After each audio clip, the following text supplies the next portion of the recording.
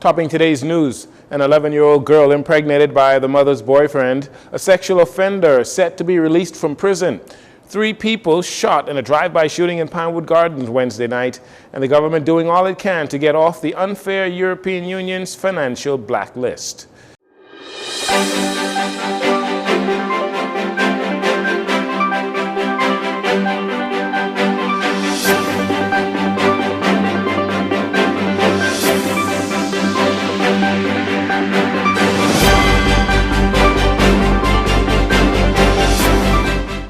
Good evening, Bahamas. I'm Jcn. This is your JCN Evening News.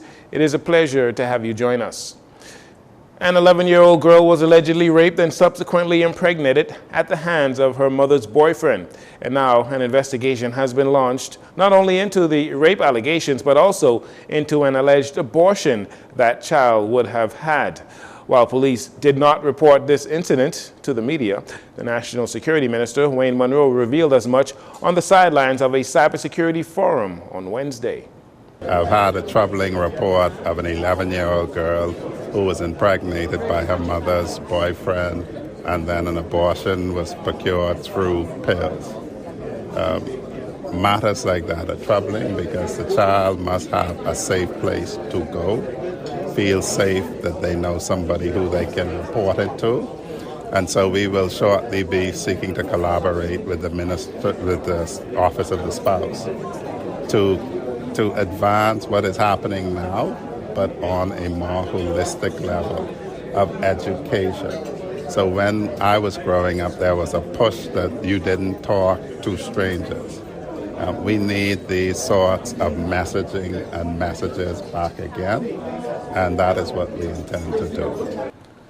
Minister Munro also noting that the Royal Bahamas Police Force is in the process of establishing emergency housing and playrooms for children who are victims of sexual abuse while they are being processed. In what seems to be an uptick of sexual assault against women, elderly, and children, Minister Munro is sending a strong warning to offenders committing such unscrupulous acts. For the people who are doing it, they need to stop it, because the likelihood is that if you are offending against young children, when you come to be released, whoever occupies the chair I occupy will have to issue a general notice to the public that you as a sexual offender is being released. So please stop it so that you don't have to be subject to, after you complete your sentence, and you will have to do all of your sentence, the public must then be protected against you, because that is behavior that cannot be explained in any rational way. Meantime, today, Minister of National Security hosted a press conference concerning the release of a sexual offender from the Bahamas Department of Corrections. In my determination, he poses a significant risk, a risk of significant harm to the health and safety of the public. And in that instance, the notification is to the public and not to an individual person. The registrar of the Sexual Offenders Register, Dr. Rochelle Lightbourne, has communicated through the Acting Commissioner of Corrections a report with regard to Mr. Sidney Cooper.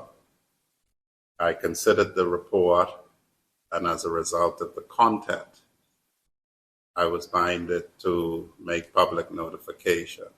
During the press conference today, it was announced that 47-year-old Sidney Cooper, who has an expansive history of sexual misconduct against women stemming from 1998, is set to be released. Minister of National Security Wayne Munro says he is issuing a public notice regarding the release of Cooper because he believes that Cooper poses a significant threat to the general public. All in all, Mr. Cooper displays as a man who is unable or unwilling to control his urges to commit sexual offenses. He reported on his exit interview that he knows that it is wrong to touch women without permission, but in his view, women invite him to touch them when they wear short clothes tight clothes, or smile, or lick their lips, or bend over, or move their hips, or blink their eyes, or cross their legs. Cooper has been convicted and charged with over 15 sexual offenses, including indecent assault, disorderly behavior, unlawfully carrying arms, as well as attempting to housebreak. He also groped a female police officer in court during a hearing. It was during Cooper's exit interview that National Security Minister Wayne Munro says he realized that he still poses a threat to the public. Cooper told those in the room that he has always had a spirit in him since he was a child and does not believe that spirit should bow. Cooper is being released as a result of the completion of his jail sentence, according to Minister Munro. Upon his release, he will be required to sign in daily at the Grove Police Station on Blue Hill Road. The general public, particularly women, are being urged to be vigilant and steer clear of this individual. 2 men and a woman are in hospital in stable condition after a triple shooting in the Pinewood Gardens area last night. Police have now launched investigations into this incident. Based on initial reports, it was sometime around 10 p.m. that the victim, a 47-year-old male, a 21-year-old male, and a 22-year-old female, they were in front of a home on Sequoia Street and Buttonwood Street when the occupants of a yellow Japanese vehicle opened fire in their direction. The older male and the female, they were both shot to the thigh, while the younger male received injuries to his arm. All victims were transported to the hospital in private vehicles. Police are now seeking the public's assistance in identifying and locating the suspects involved. Anyone with information about the shooting, you're asked to contact 911, 919, or the Criminal Investigations Department, CID, or anonymously you can call Crime Stoppers at 328-TIPS, 328-8477. According to Attorney General Senator Ryan Pinder, the Bahamas is currently making strides to be taken off the European Union list of non-cooperative jurisdictions for tax purposes adopted by the Council. The Bahamas was blacklisted in October of 2022 for allegedly being uncooperative on international tax matters and lack of enforcement. Before the weekly cabinet meeting, Attorney General Ryan Pinder says a number of things are being put in place to comply with the international best practices. With respect to all of that, you would know we passed the Commercial Entities Registration Act, CESRA, in the final session, and that's been signed, and there'll be an appointed day notice for September, which is the end of the reporting period. We have also engaged BDO, who did the BOSS reporting system for beneficial ownership, to build a purpose-built economic substance reporting portal. That has already been demoed by industry, and there is a training session launching this week with industry to train on the usage and to get some feedback. And we're looking at a full launch of that portal first week in September, just in time for the end of the reporting period, which ends September 30th. On the enforcement side, the Ministry of Finance, who's the competent authority, have been doing on-site inspections. They've done in excess of 30 on-site inspections to evaluate compliance with reporting. They found a few that were non-compliant. They've actually issued fines and asked for remediation on those aspects. So those on-site inspections are underway. Before the weekly cabinet meeting, Attorney General Ryan Pinder says a number of things are being put in place to comply with international best practices. The EU usually comes for a reassessment in October. The Prime Minister and Minister Halkitis last month went to Brussels, and Minister Halkitis met with the technical group and technical committees of the EU to give them an update on where we were, and to reassure them that we're doing everything in our power to be fully compliant by the time they come in October. Senator Pinder asserts that they are meeting all of the expectations that were laid out for the country. So we did a full review of that piece of legislation.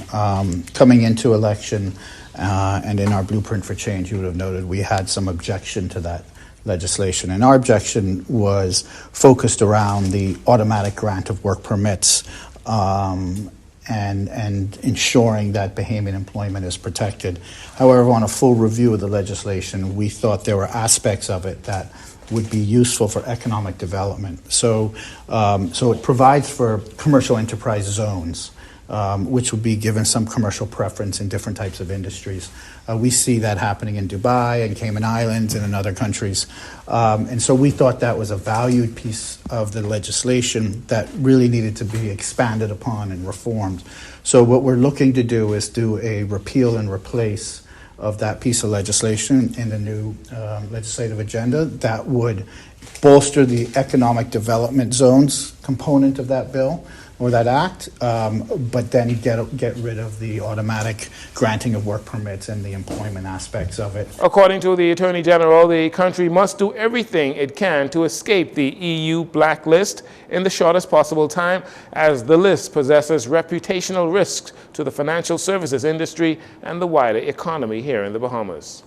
Certainly, we stand by the legislative agenda that was reflected in the first speech from the throne, and those items will be addressed in the coming legislative session.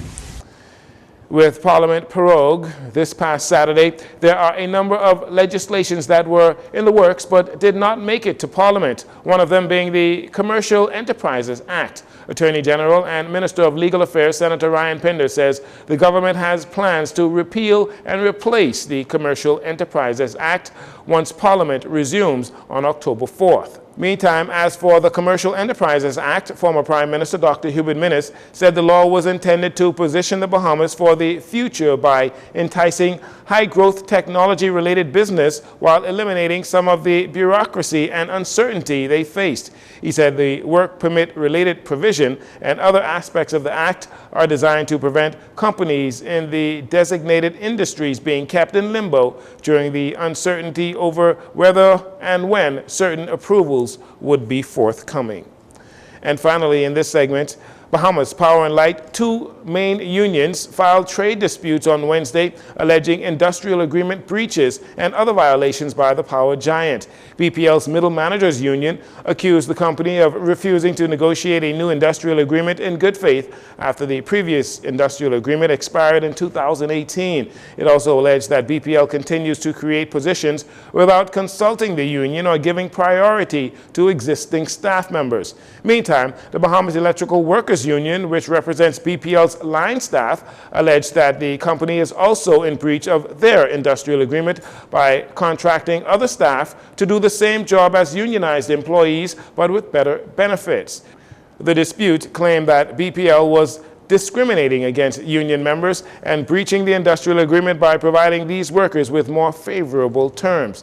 The BEWU went on to claim that BPL has violated the industrial agreement over the pension plan and failed to give workers the agreed-upon pay increments. It also called for the reinstatement of Monica Gator, who was ruled by the Industrial Tribunal to have been wrongfully dismissed. Officials at BPL say they are aware that both unions filed trade disputes and that they are taking steps to address the union's concerns. We'll take a break here. We'll be right back after these commercials.